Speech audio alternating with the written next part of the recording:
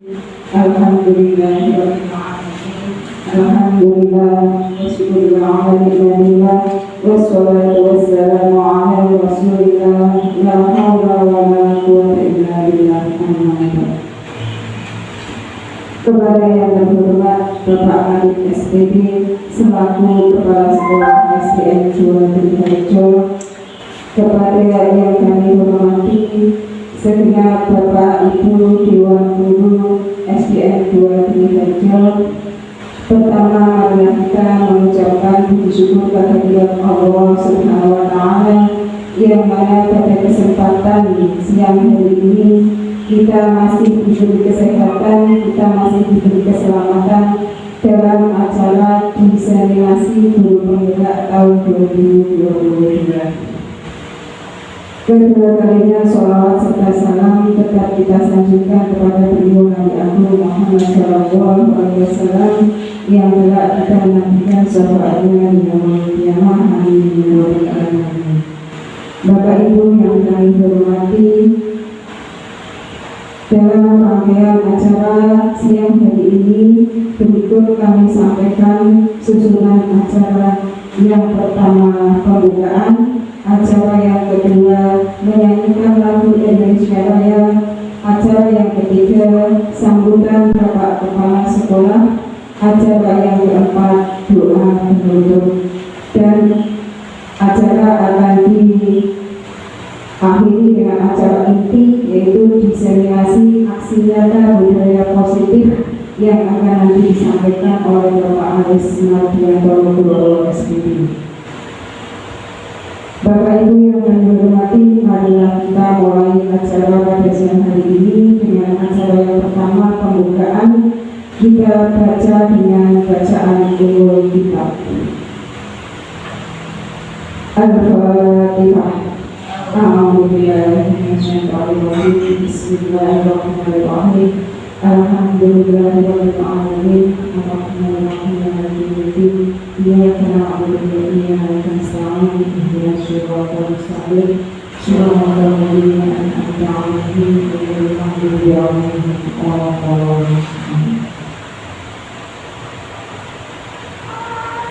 Kita lanjutkan acara yang kedua, menyanyikan lagu Indonesia Raya yang akan dipimpin oleh Ibu Erika Sulistiani SPD. Kepadanya kami persilakan. Bapak Ibu dimohon untuk berdiri.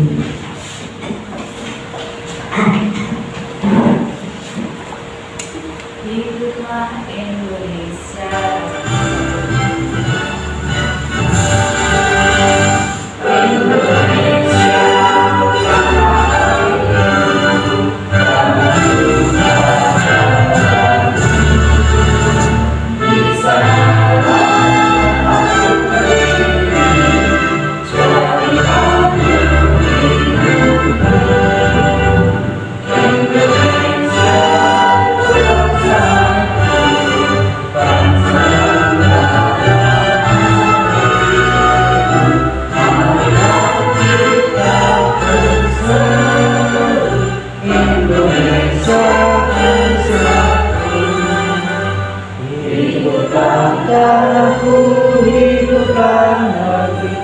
Bangsaku itu semuanya, bangunlah jiwanya, bangunlah badannya untuk Indonesia Raya. Merdeka, merdeka, tanah airku yang bersih.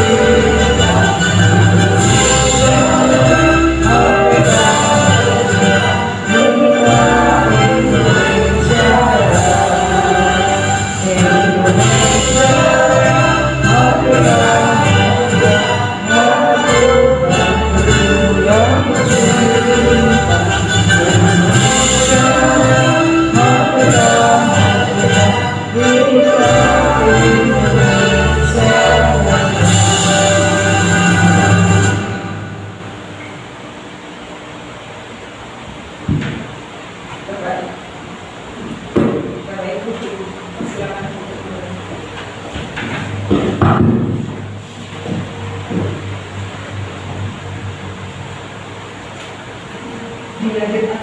Utilize this reading. Kepala sekolah. Kepada beliau Bapak Arif SB.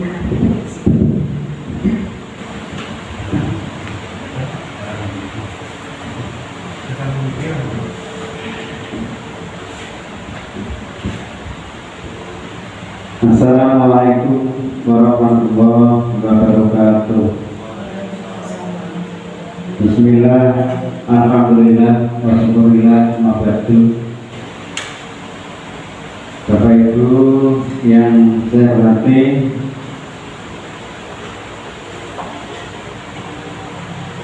syukur alhamdulillah di siang hari ini kita bisa duduk di sini dalam rangka kegiatan diskriminasi dari Mas Aris.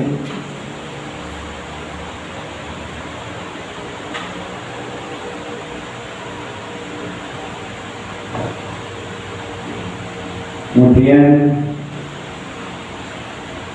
salawat salam kepada Nabi Muhammad SAW. Semoga kita mendapat syafaatnya kelak di dunia di akhirat nanti. Bapak Ibu yang saya hormati, hikmah zaman ini kegiatan di pendidikan yaitu dengan adanya guru penggerak. Di sekolah juga ada namanya sekolah penggerak yang menarik. Kalau di kita yang ikut guru penggerak itu Mas Aris itu berapa? Itu gimana ya? Angkatan ke-7. Harapan saya pada kegiatan ini semoga Mas Aris bisa melaksanakan kegiatan ini berhasil sampai tuntas ya Mas Aris, karena waktunya panjang gitu. Ini tentunya butuh dukungan dari Bapak Ibu yang ada di sekolah mari apa yang sudah dilakukan Pak Aris ini kita dukung bersama gitu. Dan hal-hal yang menyangkut pendidikan yang maju, Mas Aris intinya kami kalau siap untuk memberikan dukungan gitu. Dan Pak Ibu yang ada nampaknya siap ya gitu. Harapan dari saya yang pertama supaya kita sukses dalam melaksanakan kegiatan guru penggerak, dan untuk berikutnya nanti juga ada guru penggerak angkatan yang berikutnya itu angkatan ke-8 ya. Harapan saya nanti panjenengan semua masih muda-muda diharapkan bisa mengikuti setiap masa di sini. Di sini ada Mbak Wahyu, ada Mbak Isna, ada Mbak Erika. Ini mereka-mereka yang nanti meneruskan dan kan sudah diangkat P3K gitu. Artinya kesempatan itu kan lebih didahulukan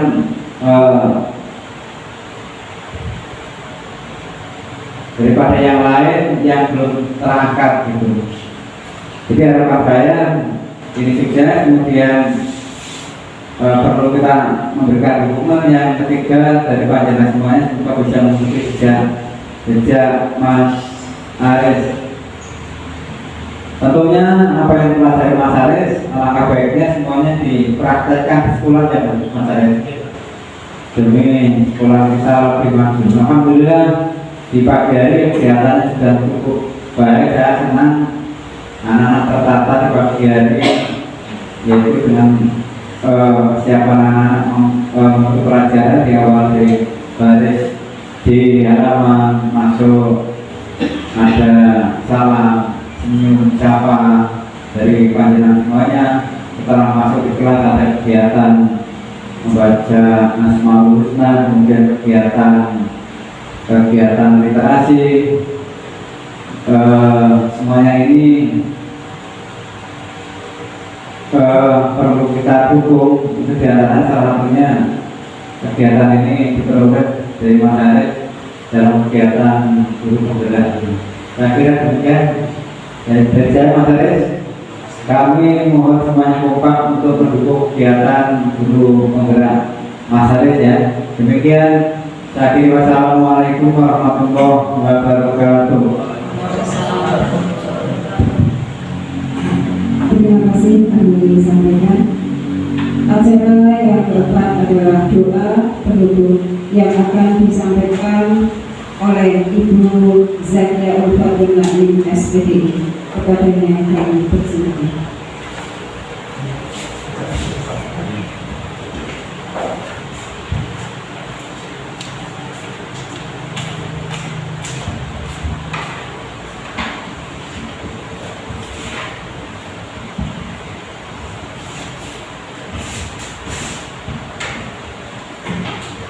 Assalamualaikum warahmatullahi wabarakatuh. Bismillahirrahmanirrahim. Alhamdulillahirabbil alamin. Hamdan yuwafi ni'mahu ya rabbana wa lakal hamdu wa lakal syukru. Allahumma shalli ala Muhammad. Allahumma shalli ala Muhammad. Allahumma shalli ala sayyidina Muhammad wa ala alihi wa sahbihi ajma'in. Subhanallahumma wa bihamdika asyhadu an la ilaha illa anta astaghfiruka wa atubu ilaik. Rabbana atina fid dunya hasanah wa fil akhirati hasanah wa qina adzabannar. Amin. Walhamdulillahi rabbil alamin. Wassalamualaikum warahmatullahi wabarakatuh.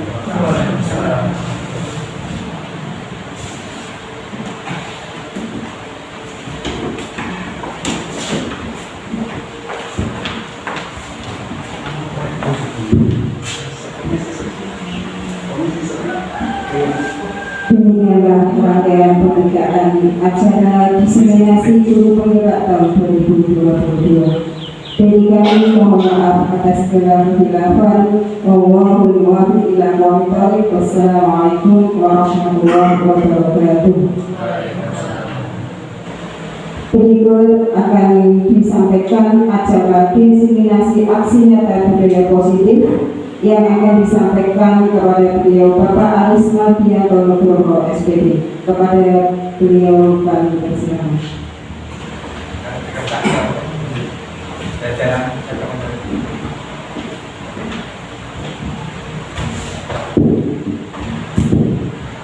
Bismillahirrahmanirrahim. Assalamualaikum warahmatullahi wabarakatuh. Alhamdulillah, rabbil alamin wa bihi nasta'in ala kulli syai'in. Wassalatu wassalamu ala asyrofil anbiya'i wal mursalin sayyidina wa maulana Muhammadin wa ala alihi wa sahbihi wasallam. Yang terhormat Kepala SD 2 Triajon Bapak Arif SPD, yang dikeluarkan Bapak Ibu Indah Sulistiawati SPD, tidak ketinggalan Bapak Ibu Bidang Guru SD 2 Triajon yang berbahagia. Salawat serta salam senantiasa tercurahkan kepada junjungan kita Nabi Agung Muhammad Sallallahu Alaihi Wasallam, yang senantiasa kita nantikan syafaatnya sejak di dunia hingga di akhirat.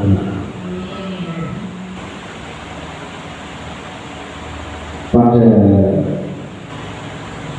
kesempatan hari ini, sebelumnya saya mohon maaf yang direncanakan dari awal tadi sampai siang ini, mohon maaf.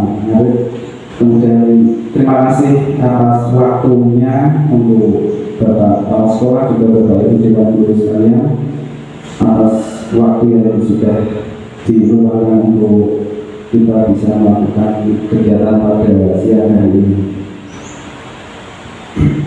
Kemudian tidak ketinggalan saya sampaikan terima kasih atas apresiasi dukungan yang tadi sudah disampaikan oleh Bapak Kepala Sekolah, Bapak Arif. Karena support dan dukungan itulah yang saya butuhkan. Jadi tidak ada gunanya apabila saya di sini tanpa Bapak Ibu guru, juga dukungan dari khususnya dari kepala sekolah. Langsung saja saya mulai kegiatan pada pagi hari ini, yaitu diseminasi aksi nyata modul 1.4.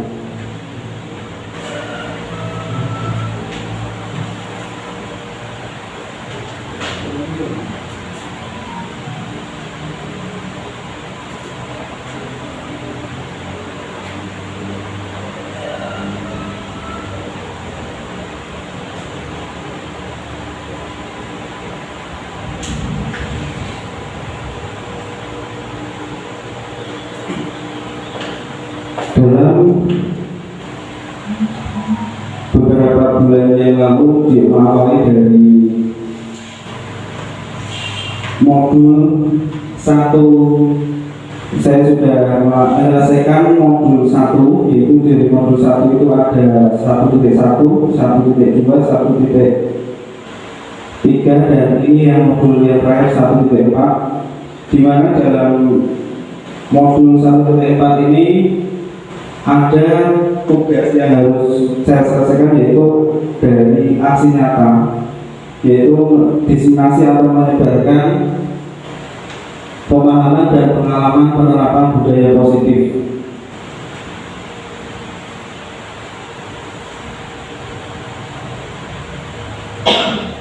Kemudian nanti ada sedikit, saya calon gubernur angkatan 5. Jadi di Kendal ini baru angkatan 5 ini yang baru awal. Jadi untuk harapannya nanti dari Bapak Ibu guru nanti ada yang bisa mengikuti jejak saya, yaitu di angkatan 8 kemungkinan. Sebelumnya saya sampaikan selamat datang kepada kepala sekolah, Bapak dan Ibu guru hebat SD 2 Triharjo. Mudah-mudahan kita senantiasa diberikan kesehatan, diberikan rahmat hidayah, kemudian ilmu yang bermanfaat sehingga kita dapat melaksanakan tugas dengan baik, ikhlas, kemudian berkah untuk anak-anak didik kita. Seperti yang tadi sudah disampaikan oleh kepala sekolah, di sini saya mengajak Bapak Ibu juga Bapak kepala sekolah, mari belajar bersama. Karena mohon maaf sebelumnya, saya di sini bukan dalam arti lebih pandai, lebih pintar, tapi di sini saya mengajak, artinya mari bareng-bareng. Jadi butuh dukungan dari Bapak Ibu sekalian, yaitu mari kita bersama berkolaborasi, saling mendukung demi mewujudkan disiplin positif di SD 2 Triharjo tercinta ini. Untuk pemaparan yang akan saya sampaikan pada siang hari ini, yaitu mengenai konsep utama modul budaya positif. Di mana dalam konsep budaya positif ini ada 7 aspek, yaitu yang pertama adalah paradigma baru. Kemudian yang kedua nanti ada 7, yaitu disiplin positif. Kemudian yang ketiga yaitu kebutuhan dasar manusia. Ini nanti akan ada keterkaitan antara 1, 2, 3 sampai pada aspek yang terakhir yaitu ke-7. Kemudian ada yang keempat, motivasi perilaku sebagai manusia. Untuk konsep yang kelima yaitu posisi kontrol restitusi. Yang keenam, keyakinan kelas. Dan yang terakhir adalah segitiga restitusi. Langsung saja kita mulai dari konsep yang pertama, yaitu perubahan paradigma baru. Seperti yang sudah didengung-dengungkan oleh Mas Menteri ya, dari Menteri Pendidikan Kemendikbudristek, yang pada awal tahun ini alhamdulillah sekolah kita juga sudah melaksanakan IKM, implementasi kurikulum merdeka, yang baru kelas 1 dan kelas 4. yaitu di mana pembelajaran dengan paradigma baru ini adalah pembelajaran dengan paradigma baru dirancang berdasarkan prinsip pembelajaran yang terdiferensiasi, sehingga setiap siswa belajar sesuai dengan kebutuhan dari tahap perkembangannya untuk mewujudkan profil pelajar Pancasila. Seperti yang tadi sudah saya sampaikan bahwa profil pelajar Pancasila itu yang menjadi dasar, menjadi tolak ukur kita untuk pendidikan karakter anak pada kurikulum Merdeka ini, yaitu di mana profil pelajar Pancasila itu yang pertama yaitu bertakwa, beriman, bertakwa. Kemudian yang kedua berkebinekaan global, tiga mandiri, bergotong royong, kemudian bernalar kritis, dan yang terakhir inovatif.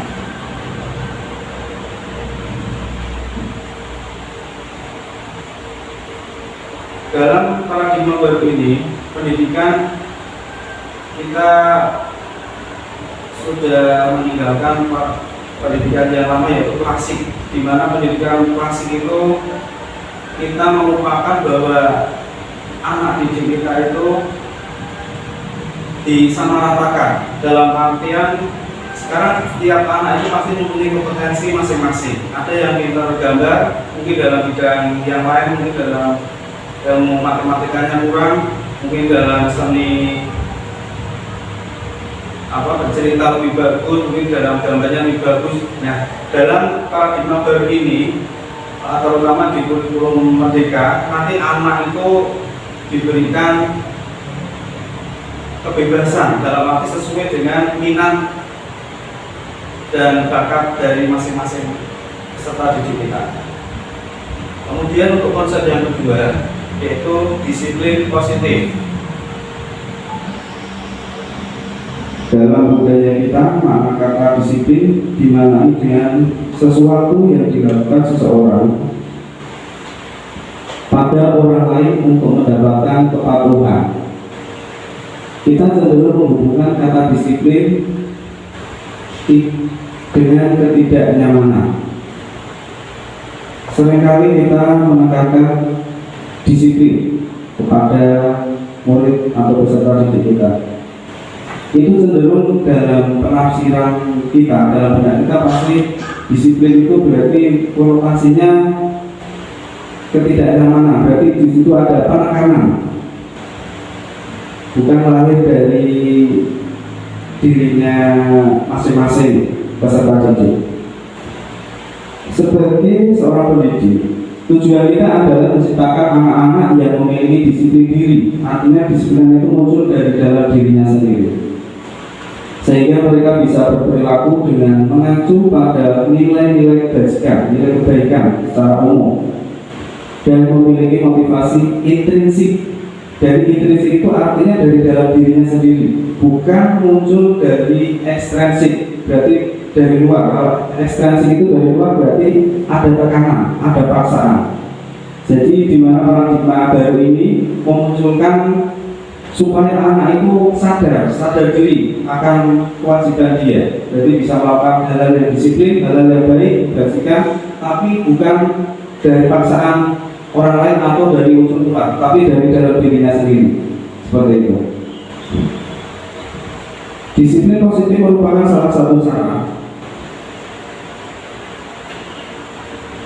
penerapan disiplin yang bertujuan untuk menumbuhkan kesadaran serta memberdayakan anak untuk melakukan sesuatu tanpa suapan.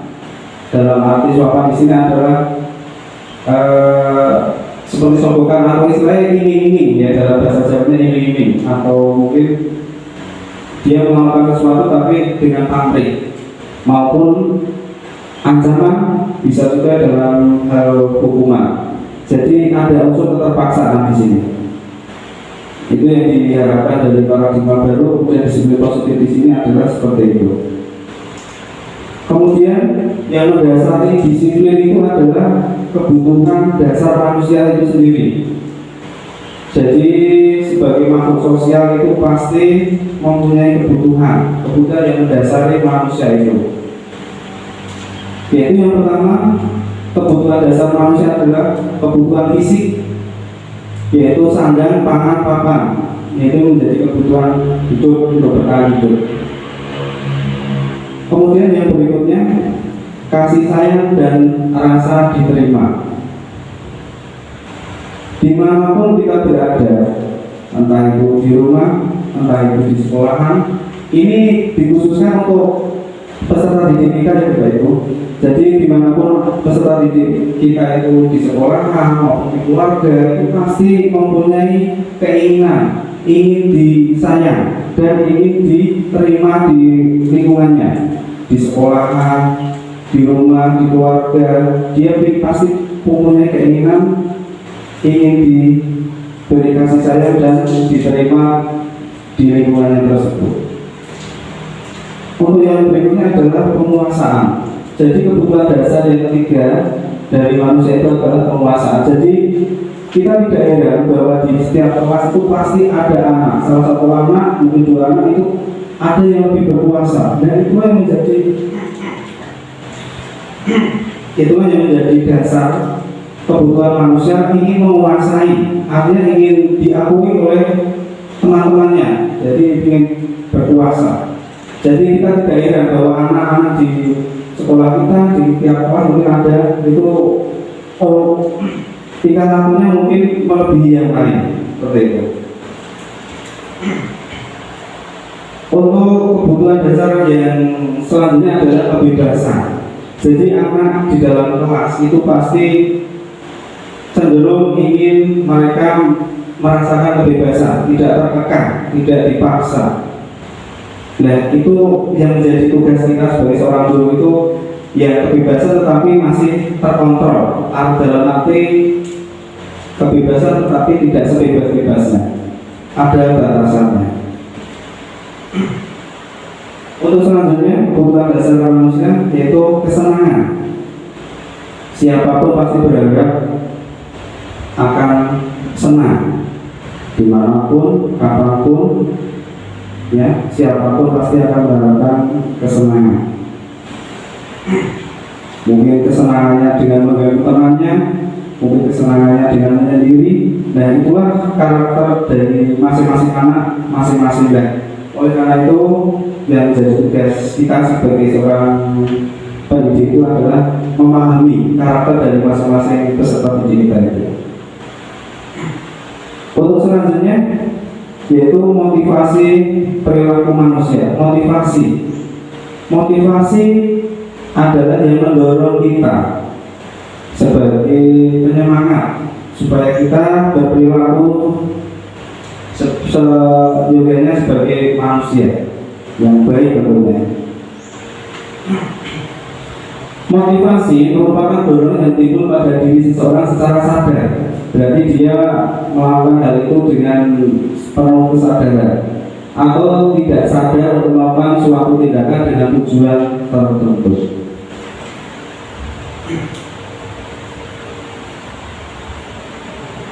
Nah, di sini ada 3 motivasi dari perilaku manusia. Yang pertama adalah menghindari ketidaknyamanan dan hukuman. Jadi setiap anak di sini saya fokusnya adalah membahas murid ya, peserta didik yang ada di setiap sekolah, yaitu biasanya cenderung motivasi anak itu menghindari ketidaknyamanan atau hukuman.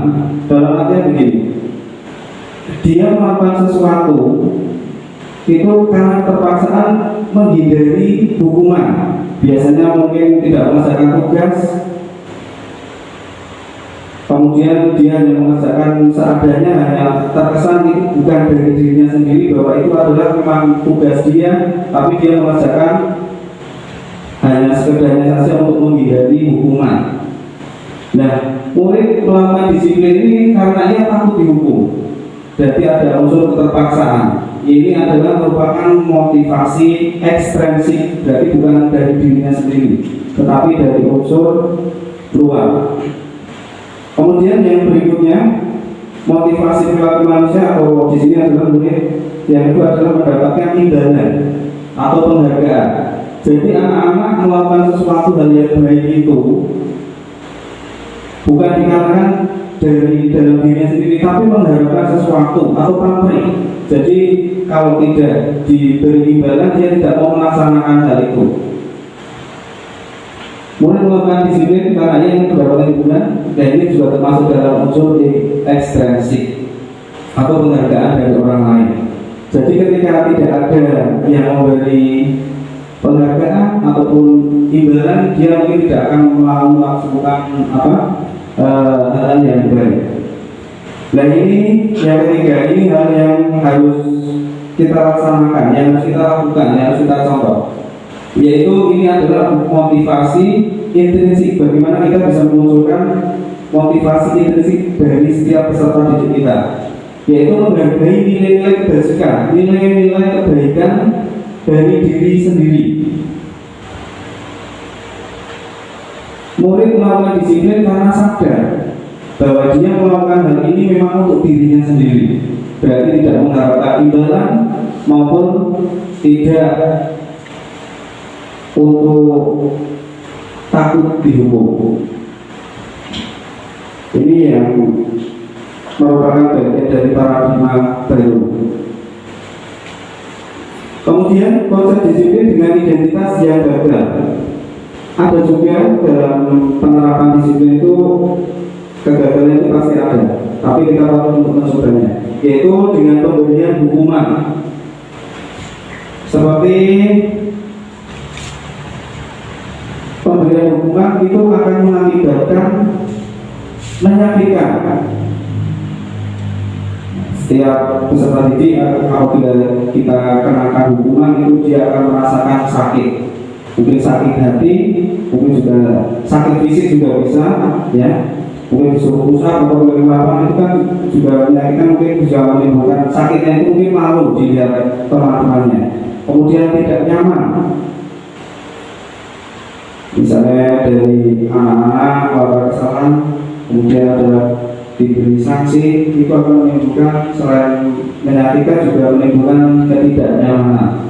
Kemudian murid akan merasa takut kepada kita selaku pendidik. Kita yang sejujurnya kita melakukan pendekatan, ya, bukan menyebabkan rasa takut itu muncul pada anak. Kemudian ada memaksa, ada unsur memaksa. Kemudian berikutnya murid menyembunyikan kesalahan. Ini cenderung murid melakukan ini, yaitu menyembunyikan kesalahan karena biasanya takut diberi hukuman atau sanksi. Dia akan cenderung menutupi kesalahan dia. Kalau dia mengaku bahwa dia salah, pasti dia akan diberi hukuman, maka dia akan melakukan kebohongan atau bisa dikatakan menutupi kesalahannya itu. Dia akan berusaha menutupi kesalahan dia. Kemudian berikutnya murid akan menjadi rendah diri. Dia akan, karena sering dihukum, maka dia akan minder dengan teman-temannya. Kemudian untuk pemberian penghargaan, di sini dalam penerapan konsep disiplin dengan penghargaan yaitu kurang efektif. Karena biasanya penghargaan, misalnya diberikan misalnya buku ataupun hadiah, dia hanya akan melakukan hal itu dalam jangka pendek. Dia hanya akan melakukan hal itu ketika dia diberi imbalan saja. Kemudian selain itu juga akan menimbulkan hal yang lain yang lebih kurang baik lagi, yaitu merusak hubungan. Dimana misalnya dalam satu kelas ada salah satu anak yang paling menonjol, dia selalu mendapatkan penghargaan. Kemudian akan mengakibatkan rasa iri temannya. Temannya akan merasa iri, kenapa dia terus, padahal temannya itu juga tahu karena kondisinya mungkin tidak bisa menyaingi temannya itu, tapi itu akan mengakibatkan rasa atau sifat iri pada temannya. Yang selanjutnya mematikan kreativitas. Misalnya begini, kita memberikan penghargaan kepada anak Misal kita anak itu mau tampil ke depan, kita memberikan sesuatu berupa penghargaan, dia akan berpikiran, dia tidak akan berpikir hal yang lain. Aku harus melakukan hal yang lebih daripada cuma maju ke depan. Jadi karena apa? Dia sudah mendapat penghargaan dari dia hanya melakukan, mungkin hanya tampil di depan kelas saja, dia rasa sudah cukup, ya. Maka dia tidak akan melakukan hal yang lain yang lebih baik lagi.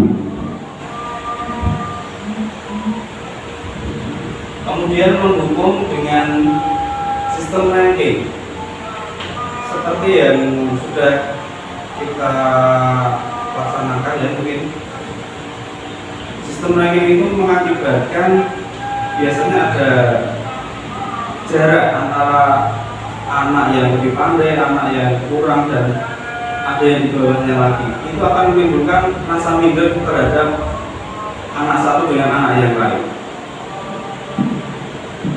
Kemudian merampas hak menghargai dirinya sendiri.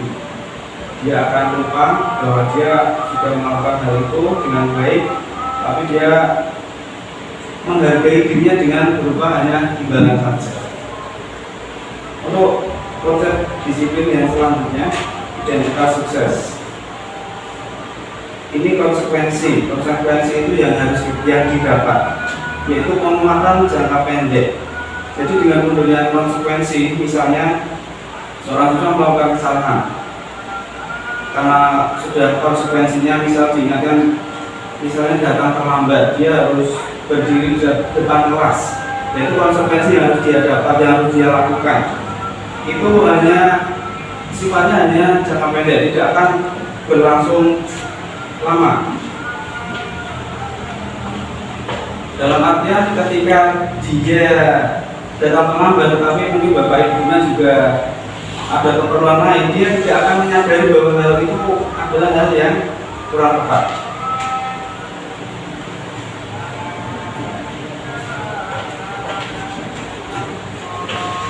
Kemudian konsekuensi itu juga memerlukan monitoring atau pengawasan yang berlanjut. Jadi terus kita mengawasi. Jadi tidak bisa kita lepas. Dalam arti kita menerapkan itu, tapi kita harus tetap mendampingi terus. Dia tidak bisa melaksanakan itu sendirian. Kemudian inilah yang harus kita lakukan dalam paradigma baru ini, yaitu restitusi. Yang pertama, murid bertanggung jawab untuk perilakunya. Jadi setiap kali murid melakukan kesalahan ataupun melanggar dari keyakinan kelas yang sudah dibuat, itu murid akan bertanggung jawab dengan apa yang dilakukan dia. Yang kedua, itu fokus pada pemecahan masalah jangka panjang. Jadi ketika kita menanamkan siswa itu sudah tahu akan tanggung jawabnya, dia akan ingat terus bahwa kesalahan dia itu akan diingat-ingat. Dia tidak akan mengulangi hal yang sama. Walaupun itu membutuhkan proses tidak 1-2 kali, tapi paling tidak kita menanamkan dalam diri dia bahwa itu adalah salah, dan bagaimana dia itu bisa mengambil solusi, menyelesaikan permasalahannya itu sendiri. Tapi kita tetap melakukan kontrol, ya, atau pengawasan. Kemudian yang selanjutnya adalah murid menghormati dirinya dan orang lain. Dalam restitusi ini, murid diajarkan untuk menghormati dirinya sendiri. Anak itu mempunyai kebaikan. Kalau dia tidak melakukan kebaikan, dia akan mengerti. Berarti dia itu tidak menghormati dirinya sendiri. Misalnya dengan mungkin datang terlambat, mungkin dengan mengganggu temannya, itu adalah hal yang jelek atau hal yang negatif.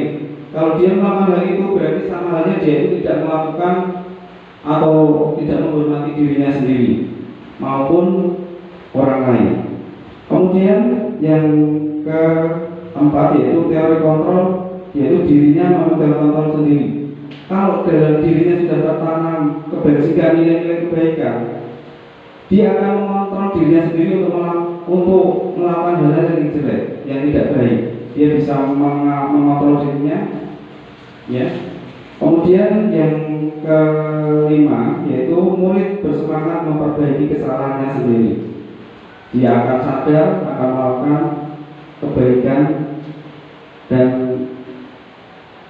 memperbaiki kesalahannya. Untuk berikutnya konsep disiplin pendekatan restitusi, yaitu sebuah cara menanamkan disiplin positif pada murid. Di sini pengertian restitusi itu sebetulnya apa? Restitusi adalah proses menciptakan kondisi bagi murid untuk memperbaiki kesalahan mereka. Ya, jadi kita bisa memposisikan bahwa kita itu sebagai manajer nanti bagi Bapak Ibu guru, tapi yang bertugas memperbaiki diri murid itu adalah muridnya itu sendiri. Tapi tetap kita melakukan pengawasan tersebut, sehingga mereka bisa kembali pada kelompok mereka dengan karakter yang lebih kuat. Ini menurut dosen yaitu tahun 2004. Ciri-ciri restitusi bukan menebus kesalahan, namun belajar dari kesalahan. Jadi setiap kali anak melakukan kesalahan, bukan dia menebus kesalahan itu dengan menebus kesalahan itu dia melakukan apa. Tapi di sini dituntut bahwa tiap siswa melakukan kesalahan itu dia belajar dari kesalahan tersebut untuk tidak mengulanginya lagi. Kemudian yang berikutnya memperbaiki hubungan dengan temannya tentunya. Kemudian tawaran. Di sini bukan paksaan ya, dia melakukan kesalahan tapi kita memberikan tawaran, bukan dipaksa dia melakukan sesuatu yang bertentangan dengan dirinya. Kemudian menuntun untuk melihat ke dalam diri, mencari kebutuhan dasar dan fokus pada karakter, bukan tindakan, memakai fokus pada solusi. Nah, ini perbedaan, langsung saja ke pokok permasalahan. Perbedaan yaitu kasus siswa sering tidak mengerjakan PR. Ini hanya sekedar contoh saja pada hukuman dan restitusi di paradigma baru dengan mungkin dengan pendidikan yang sudah berlalu. Tapi saya yakin di antara Bapak Ibu guru juga sudah menerapkan restitusi tanpa disadari. Restitusi itu sebenarnya apa? Mungkin Bapak Ibu sudah ada yang tahu, tapi kemudian aku juga sudah melakukan hal itu tanpa disadari.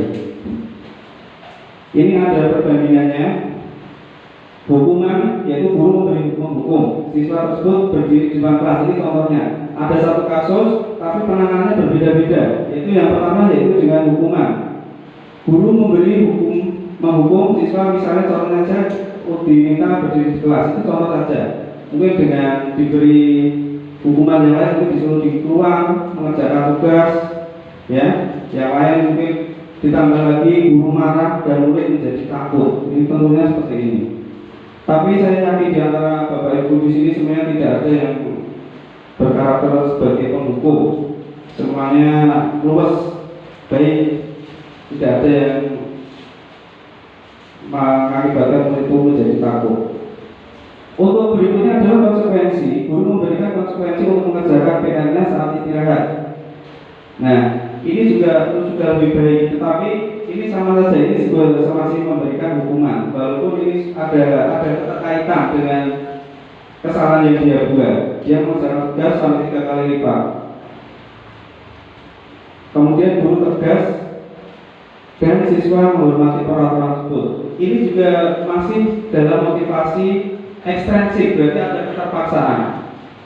Jadi bukan dari dalam dirinya sendiri. Untuk berikutnya restitusi. Ini yang perlu kita ulas, yaitu guru menanyakan keyakinan kelas dirinya membantu siswa menyelesaikan masalahnya. Keyakinan kelas itu apa? Nanti saya paparkan pada slide selanjutnya. Guru terbuka dan siswa menghormati dirinya dan orang lain. Nah, restitusi itu prosesnya bagaimana? Kita bisa pelajari nanti setelah ini. Ini adalah posisi kontrol restitusi, di mana ada sebagai penghukum, kemudian pembuat rasa bersalah sebagai penenang, kemudian ada sebagai pemantau dan sebagai manajer. Nanti Bapak Ibu bisa menyesuaikan karakter dari masing-masing ya. Harapannya yang tertinggi adalah sebagai manajer.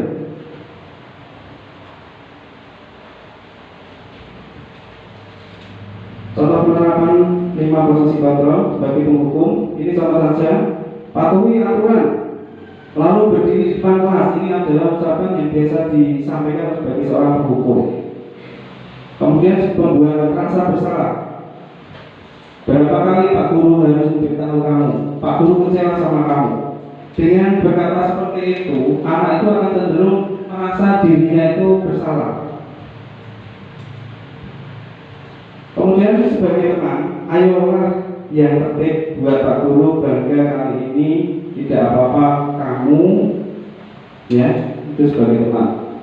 Kemudian pemantau, kamu sudah melanggar apa peraturan dan konsekuensinya. Berarti menanyakan, dia mengingatkan kalau dia melakukan kesalahan, dia berarti harus konsekuensinya, harus menerima konsekuensinya itu apa? Itu masih unsur dari motivasi ekstraksi dari luar, bukan dari dalam dirinya sendiri. Nah, ini sebagai manajer, apakah kamu tahu kesalahanmu? Ini pendekatannya sebagai seorang manajer. Kira-kira bagaimana kamu akan memperbaiki kesalahan ini? Berarti di sini anak itu dilatih bagaimana caranya dia bisa mengevaluasi dirinya sendiri. Dia melakukan suatu kesalahan, dia melakukan perenungan, kemudian bagaimana dia mencari solusi akan kesalahan dia itu, ya. Mungkin dari awal mungkin anak masih bingung kesalahanku apa, kemudian aku harus bagaimana. Nah, tugas kita lah yang menuntun anak tersebut untuk melakukan atau mencari solusi dari permasalahan yang dihadapi. Kemudian selanjutnya keyakinan kelas. Nah, ini proses dalam restitusi itu diawali dari keyakinan kelas dulu. Keyakinan kelas itu apa? Keyakinan kelas itu mengapa keyakinan kelas itu harus ada dan mengapa tidak peraturan kelas saja? Ini alasannya apa? Coba, ini ada pematik, soal pematik ya, untuk bisa mohon dicermati. Kira-kira nanti Bapak Ibu Pak, saya yakin akan tahu jawabannya. Ini sebagai pematik saja sebelum kita bahas mengapa keyakinan kelas itu harus ada. Mengapa kita memiliki peraturan tentang penggunaan helm pada saat mengendarai kendaraan roda 2 atau motor? Coba Bapak Ibu guru, kenapa kita harus memiliki peraturan tentang penggunaan helm saat mengendarai kendaraan bermotor? Padahal kita tahu mungkin tidak ada bapak polisi, tidak ada polisi, tapi kita tetap menggunakan helm. Kenapa? Ya, alasannya apa? Kita tahu, kita muncul dari diri kita sendiri, kita sadar bahwa dengan memakai helm itu kita sudah menjaga keselamatan diri kita. Kita berarti bukan takut kepada polisi. Padahal kok dari saya sendiri ya, dari umum sampai sini mungkin polisi tidak ada. Kenapa saya juga pakai helm? Karena kita menjaga keselamatan. Karena kita di jalan raya itu kan resikonya banyak. Ada keluarga yang menunggu kita di rumah. Tentu saja itu yang diharapkan dari keyakinan kelas. Dari itu muncul dari dirinya sendiri, dari setiap peserta didik kita, bahwa keyakinan kelas itu memang perlu ada. Kemudian soal pematik yang kedua, mengapa kita memiliki peraturan tentang penggunaan masker dan mencuci tangan setiap hari pada masa pandemi seperti ini? Kita tidak harus diobyak-obyak, kita tidak harus diingatkan kita untuk menggunakan masker. Malah saya cenderung sekarang itu kalau tidak pakai masker itu menjadi suatu hal yang kurang, karena sudah terbiasa pakai masker. Karena masker itu bukan kita ditakut dengan pemerintah, dengan satpol pp ataupun yang lain, tapi kita memang kesadaran diri kita untuk menjaga kesehatan baik diri kita maupun keluarga kita. Nah, ini prosesnya dalam kegiatan membuat keyakinan kelas, yaitu pertama kali kita melakukan berdiskusi tentang peraturan. Peraturan itu sebetulnya apa? Nah, kita menyampaikan keyakinan kelas, kita bimbing dulu, kemudian yang kedua itu kita merumuskan peraturan itu menjadi sebuah keyakinan. Misalnya dalam tata tertib sekolah kita tidak boleh, misalnya setiap peserta didik harus datang misalnya pukul 6.30. Tidak boleh terlambat, ada kata-kata tidak. Jangan buang sampah sembarangan. Itu merupakan tata tertib. Nah, dalam keyakinan kelas itu berbeda Bapak Ibu. Dalam keyakinan kelas itu kita diajarkan untuk lebih umum, jadi tidak menggunakan kata-kata tidak, jangan, itu ya kata-kata yang digunakan itu lebih luas maknanya. Nah, untuk selanjutnya setelah didapat dari peserta didik, ini adalah hasil kolaborasi antara peserta didik dengan gurunya. Jadi nilai-nilai yang ada dalam keyakinan kelas itu adalah hasil dari kolaborasi yang sudah disepakati dari peserta didik dengan gurunya. Itu akan tertanam dalam dirinya, dalam diri peserta didik, dia akan ingat terus. Kalau aku melakukan ini, tidak perlu banyak-banyak Bapak Ibu guru ya. Itu hanya 7 atau 8 yang sudah disepakati, dan anak itu supaya lebih mengingat. Prosesnya kalau lebihnya seperti itu.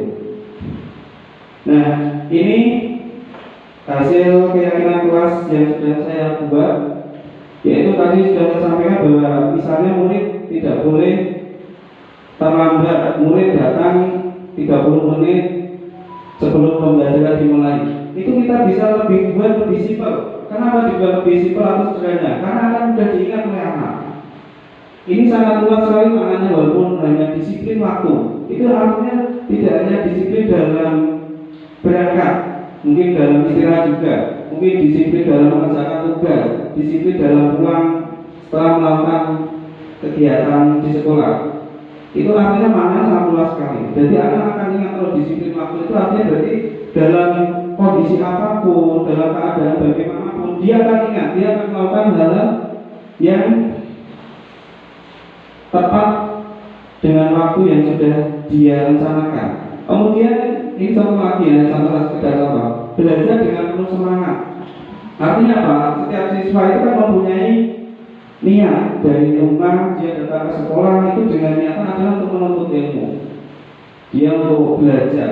Tapi sampai di sekolah kadang dia malah bercanda, kadang malah berbicara dengan temannya, mungkin bermain di dalam kelas, hanya iseng, mungkin tidak nyaman di dalam kelas. Ini yang perlu kita tekankan ke anak, kita ajarkan bagaimana keyakinan kelas itu ada. Langsung saja saya lewati. Bagaimana pembentukan keyakinan kelas ini yang perlu kita upayakan dalam pembentukan keyakinan kelas, yaitu lebih abstrak. Abstrak itu artinya bentuknya umum, bukan konkret ya, jadi masih luas.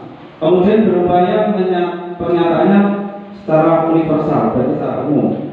Dibuat dalam bentuk positif, hal yang positif. Tadi sudah saya sampaikan, tidak boleh menggunakan kata-kata tidak, jangan, itu konotasinya tidak baik. Jadi hal yang memotivasi anak supaya melakukan hal yang baik, yang positif. Kemudian sedikit saja. Kenapa sedikit saja? Karena akan mudah diingat oleh anak, itu anak akan ingat terus. Misalnya cukup 7 poin, kemudian dengan kata-kata yang sedikit, anak akan terus ingat. Dan harapannya dengan anak mengingat hal itu, dia tidak akan melakukan yang bertentangan dengan keyakinan yang sudah dibuat bersama di kelas tadi. Kemudian sesuai dengan kondisi kelas dan sekolahnya masing-masing. Tidak mungkin sama antara sekolah satu dengan sekolah lain membuat keyakinan kelas itu. Ada mungkin beberapa yang sama, mungkin kelas yang ada satu sekolah mungkin bisa sama, tapi juga bisa tidak sama karena karakter peserta didik itu berbeda-beda. Semua warga kelas atau sekolah dilibatkan saat membuat keyakinan kelas. Nah ini, jadi dalam keyakinan kelas itu berarti yang berkolaborasi atau yang terlibat dalam pembuatan keyakinan kelas itu adalah semua peserta didiknya harus ikut membuat keyakinan, mengutarakan pendapatnya, menyampaikan inspirasinya. Kemudian guru hanya sebagai pendamping, berarti hanya mengarahkan, tapi tidak menentukan, tapi mengarahkan. Kemudian kalau nanti disepakati dan meluruskan, nanti ya itu yang menjadi keyakinan kelas. Kemudian apa itu segitiga restitusi? Nah ini dalam penanganan tadi ada sebagai penghukum, kemudian ada sebagai teman, kemudian konsekuensi. Nah ini yang menjadikan kita PR atau yang harus kita lakukan, yaitu segitiga restitusi. Yang pertama adalah menstabilkan identitas, di mana kita semua akan melakukan hal terbaik yang bisa kita lakukan. Kemudian misalnya anak melakukan suatu kesalahan, kita menstabilkan bahwa contohnya anak tidak membuat tugas rumah, kita menstabilkan posisi dia. Kita tidak menyatakan dia itu benar-benar bersalah. Kita menstabilkan dia itu dengan cara, ya contoh saja, misalnya tidak membuat PR, kita kenapa kamu tidak membuat PR?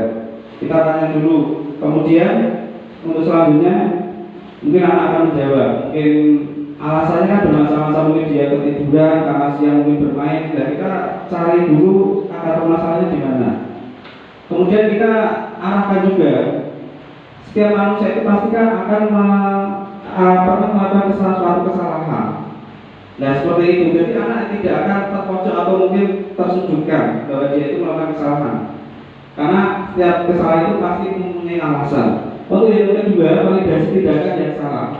Jadi tadi sudah saya sampaikan. Kemudian yang ketiga, menanyakan keyakinan. Ya, keyakinan yang sudah kita buat, yang tadi sudah saya sampaikan, yang sudah disepakati bersama dalam kelas, itu itu anak kita ingatkan kembali. Keyakinan kelas yang mana yang sudah dia langgar. Apabila mungkin ini untuk selanjutnya ya, kita semua memiliki motivasi internal. Jadi dalam dirinya sendiri, karena tadi sudah disepakati di dalam kelas, itu adalah hasil kolaborasi setiap peserta didik, berarti sudah tertanam dalam dirinya. Dia pasti akan ingat dengan keyakinan yang sudah dia buat. Ini contoh penerapan segitiga restitusi. Ini yang sudah saya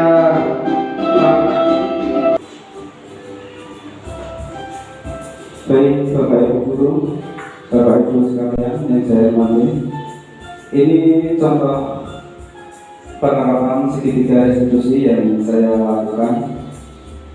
Ini ada salah satu pengembangan dari kasus anak yang tidak mengerjakan tugas rumah.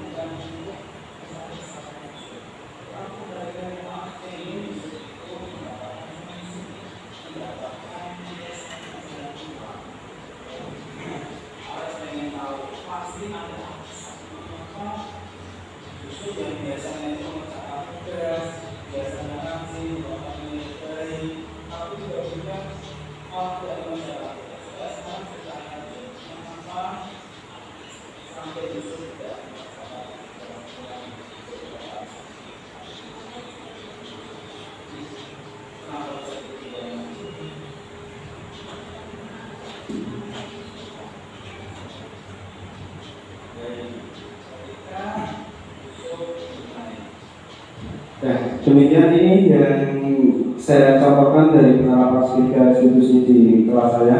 Kita lanjutkan saja ke slide selanjutnya, yaitu dalam penerapan program disiplin positif hendaknya guru memiliki standar, yaitu kepribadian, profesional, dan sosial yang baik, di mana guru mampu berrefleksi pada posisi kontrolnya saat ini. Bagaimana perjalanan dirinya sebagai seorang among siswa, yaitu sebagai posisi yang teratas, yaitu manajer, yang menuntun murid-murid menjadi insan yang mandiri, merdeka, dan bertanggung jawab. Demikian ini yang bisa diambil dari tujuan standar nasional pendidikan.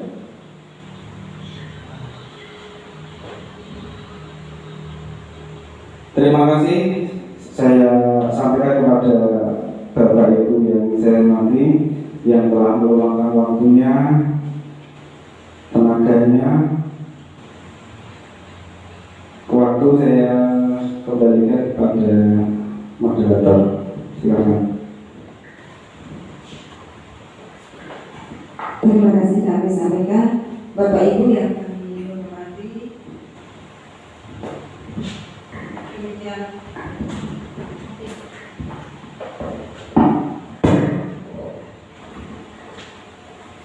Bapak Ibu yang kami hormati, demikian tadi paparan dari diseminasi aksi nyata budaya positif yang disampaikan oleh Bapak Aris Mardianto Nugroho SPD dalam rangka Guru Penggerak tahun 2022. Bapak Ibu, dari penjelasan yang disampaikan Bapak Aris tadi, kemungkinan Bapak Ibu guru masih ada sesuatu ganjalan ataupun kurang penjelasan, mohon nanti bisa ditanyakan kepada Bapak Aris. Diberi 2 kesempatan untuk pertanyaan. Monggo Bapak Ibu. Mungkin ada yang kurang jelas atau mungkin ada yang ditanyakan atau mungkin tanggapan dari apa yang sudah saya sampaikan.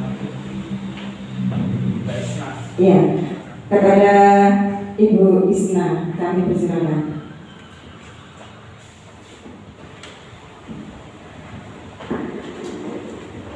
Assalamualaikum warahmatullahi wabarakatuh. Berkaitan sama yang tadi Pak Aris paparkan, ada 7 keyakinan kelas sendiri dari yang dibuat. Nah, bagaimana kalau ada tindakan anak yang dilakukan di luar dari kegiatan kelas yang sudah dipaparkan Pak Aris tadi? Terima kasih. Ya, terima kasih atas pertanyaan dari Bu Isna. Dalam pembuatan keyakinan kelas, memang tadi dan saya terapkan di kelas saya hanya ada 7. Boleh ditambahkan lagi, ya, artinya tidak hanya dibatasi 7 itu. Untuk menjawab pertanyaan yang tadi sudah disampaikan oleh Bu Isna, tadi disampaikan apabila ada tindakan dari seorang siswa tetapi di luar dari keyakinan yang sudah dibuat atau sudah diterapkan dalam kelas kita, itu harus bagaimana? Nah, untuk menyikapi hal tersebut berarti kita harus membuat lagi, berarti kita melakukan evaluasi karena ada tindakan dari peserta didik kita itu di luar dari 7 ataupun yang sudah dibuat dalam kelas tersebut. Kita evaluasi, kemudian kita tambahkan lagi, seperti itu. Itu yang bisa saya sampaikan kaitannya dengan keyakinan kelas. Mungkin ada hal lain lagi yang bisa ditambahkan atau ditanyakan, silakan. Demikian tadi cukup dari Bapak Aris. Pertanyaan dari Ibu Isna, jika ada masalah siswa yang di luar itu keyakinan yang sudah diterapkan, bagaimana cara menyikapinya? Ya, tadi Bapak Aris sudah memberikan jawabannya dengan Sekali lagi saya sampaikan banyak terima kasih kepada Bapak Ibu yang hadir pada siang hari ini. Mudah-mudahan sedikit dari yang saya sampaikan itu bisa bermanfaat.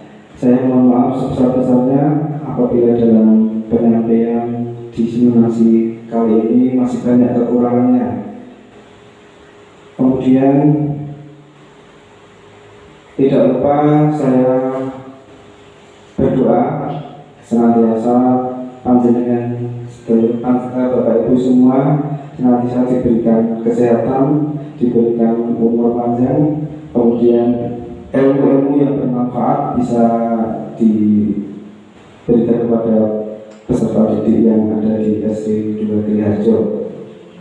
Kemudian tidak lupa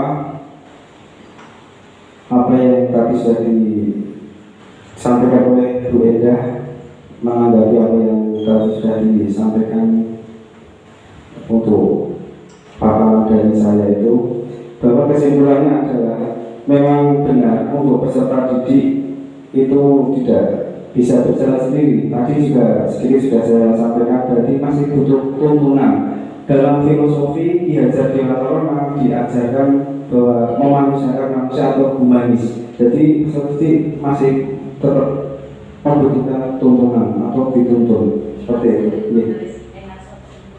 Asal Solo, Apio, Makassar, Tubuli, terima kasih. Saya akhiri. Wabillahi taufiq wal hidayah. Wassalamualaikum warahmatullahi wabarakatuh.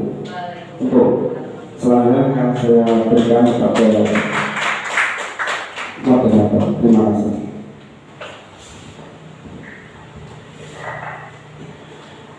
Terima kasih Bapak Aris Wardianto Nugroho atas paparannya tadi.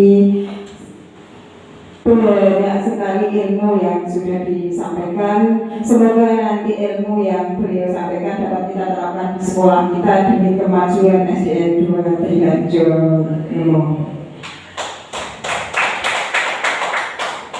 Demi kami mohon maaf atas kehilafan. Kita tutup acara pada sore hari ini. Mohon maaf atas kehilafan. Kita tutup bersama acara sore ini dengan bacaan hamdalah bersama-sama. Alhamdulillahirabbil alamin. Assalamualaikum warahmatullahi wabarakatuh.